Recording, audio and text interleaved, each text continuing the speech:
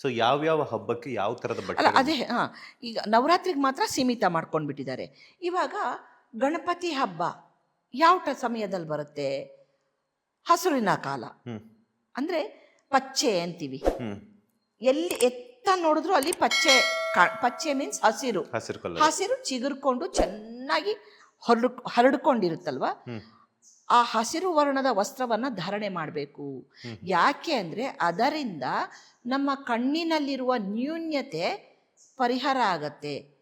ಅಂದರೆ ತೀರಾ ಕಷ್ಟದ, ಅಂದರೆ ತುಂಬ ಸಿವಿಯರ್ ಅಂತ ಅಲ್ಲ, ಕಣ್ಣಿನ ಕೆಲವೊಂದು ದೋಷಗಳು ಪರಿಹಾರ ಆಗತ್ತೆ. ಅದನ್ನು ಇತ್ತೀಚಿನ ಕಾಲದಲ್ಲಿ ಡಾಕ್ಟ್ರುಗಳು ಹೇಳ್ತಾ ಇದ್ದಾರೆ.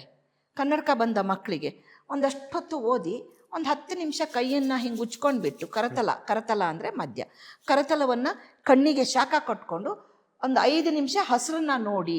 ಇತ್ತೀಚಿನ ದಿನಗಳಲ್ಲಿ ಡಾಕ್ಟ್ರು ಅಂದರೆ ಏನು ಅಲೋಪತಿ ಇಂಗ್ಲಿಷ್ ಡಾಕ್ಟ್ರುಗಳೇ ಅಡ್ವೈಸ್ ಮಾಡ್ತಾ ಇದ್ದಾರೆ. ಇದು ಆಗಿನ ಕಾಲದಿಂದಲೂ ಪದ್ಧತಿ ಇದೆ, ಆಯುರ್ವೇದದಲ್ಲಿ ಈ ಪದ್ಧತಿ ಇದೆ. ಅಂದರೆ ಈಗ ಪ್ರತಿಯೊಂದು ಹಬ್ಬಕ್ಕೆ ಸಂಕ್ರಾಂತಿ ಶುರುವಾಗುತ್ತಲ್ಲ, ಅಲ್ಲಿ ವಸ್ತ್ರದ ವರ್ಣ ಬಿಳಿ ಇರುತ್ತೆ. ಯುಗಾದಿಗೆ ತಿಳಿ ಹಳದಿ, ಈ ಥರ ಇದು ಮಾಡ್ಕೊಂಡು ಬರ್ತೇವೆ, ಅಂದರೆ ವಿಭಜನೆ ಮಾಡ್ಕೊಂಡು ಬರುತ್ತೆ.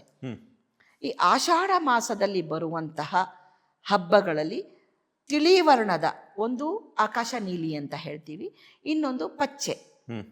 ಹಸಿರಲ್ಲಿ ತುಂಬ ಇದೆ.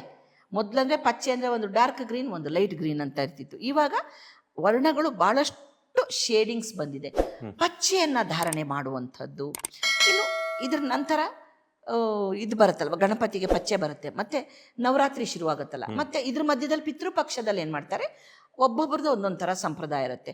ನಮ್ಮ ಕಡೆ, ನಮ್ಮ ಅಮ್ಮನ ಮನೆ ಕಡೆ ಕಪ್ಪು ವರ್ಣವನ್ನು ಬಳಸ್ತಾರೆ ಪಿತೃಗಳಿಗೆ. ಮತ್ತು ಪಿತೃಪಕ್ಷದಲ್ಲಿ ಇನ್ನೊಂದು ವಿಶೇಷತೆ ಏನು ಅಂದರೆ ರಂಗೋಲಿ ಹಾಕಬಾರದು ಅಂತಾರೆ. ಲೇಟೆಸ್ಟ್ ಹಾಗೂ ಇಂಟ್ರೆಸ್ಟಿಂಗ್ ಸುದ್ದಿಗಳಿಗಾಗಿ ಬಾಸ್ ಟಿವಿ ಕನ್ನಡ ಚಾನೆಲ್ನ ಸಬ್ಸ್ಕ್ರೈಬ್ ಮಾಡಿ. ಹಾಗೆಯೇ ಬೆಲ್ ಐಕಾನ್ ಪ್ರೆಸ್ ಮಾಡಿ.